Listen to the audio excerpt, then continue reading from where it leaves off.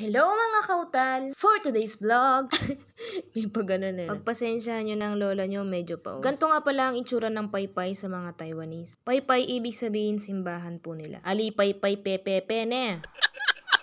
Simbahan or temple, hindi ko po masyadong alam kung anong eksaktong tawag sa kanila doon. Anyway, dahil Sunday nga po pala ngayon, maliban sa paglalaba, kailangan din natin magsimba. Hindi naman pala garong kalayuan ang simbahan dito sa amin. Ito nga po pala ang simbahan na dinarayo dito sa Hsinchu. Ito po ay isang Catholic church. Magkakaibang lahi nga po pala ang mga pare na nag-homily dito sa Hsinchu, Paypay. Mas ramdam po kasi ang homily kapag kapwa mo Pilipino ang isang pare. Every Sunday nga po pala, sobrang dami ng taong nagsisimba dito. Kaya hindi po siya katulad sa atin sa Pinas na pwedeng magsimba kahit nasa labas. Kapag nahuli ka po sa schedule ng first mass, second mass, at third mass, kailangan mo pong hintayin ang next. At dito nga po pala ay talaga magsisimba ka, hindi po siya visit lamang po. At kung nakasuot ka naman ng maikling mga damit, meron po silang binibigay na pantakip. Nasabi ko lang po ang totoo, disclaimer lamang po.